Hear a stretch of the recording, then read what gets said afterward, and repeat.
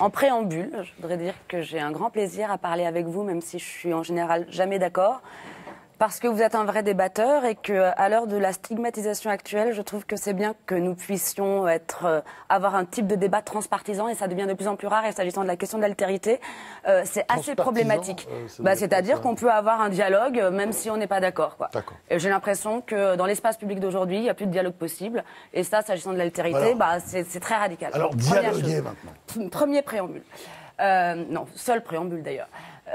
Moi, j'aurais une question, alors pas nécessairement immédiatement politique, mais peut-être plus métaphysique. Pardon, je m'en excuse à l'avance. J'ai l'impression, mais peut-être que je me trompe, que vous confondez la différence et l'altérité.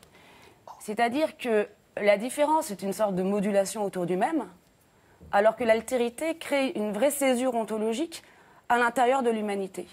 Si vous pensez qu'il y a une véritable altérité vis-à-vis de, on va dire, l'ennemi, l'autre, enfin celui qu'on va désigner du doigt comme l'islamiste.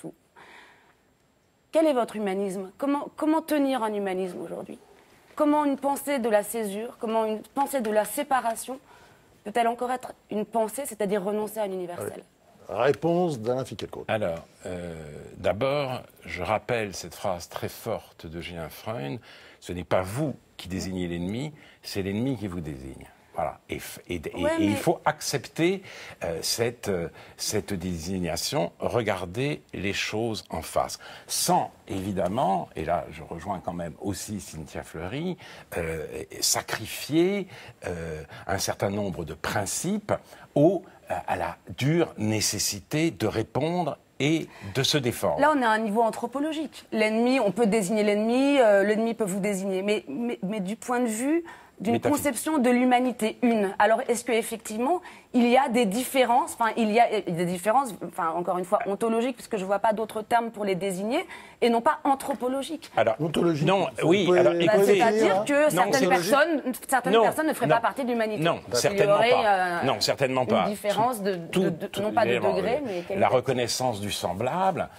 si vous voulez, tous les hommes sont nos semblables. La généralisation du sentiment du semblable, comme disait Tocqueville, c'est un acquis des démocraties sur lequel il ne faut sûrement pas revenir. Et en plus, même si nous nous apercevons, si vous voulez, que nous avons longtemps cru en une histoire universelle. Et à la chute du mur, nous avons pensé que tous les hommes étaient mus par une même aspiration vers la démocratie, l'économie de marché, donc une même adhésion Ouais. aux valeurs individualistes. Nous prenons acte du fait qu'il y a un choc des cultures. Ce n'est pas pour autant qu'il faut penser que les hommes sont prisonniers de leur culture. Mais il est vrai que,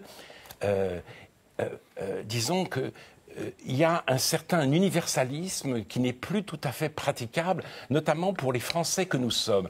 Par exemple, nous avons défendu une conception française de la laïcité en pensant qu'elle était universelle. Voilà.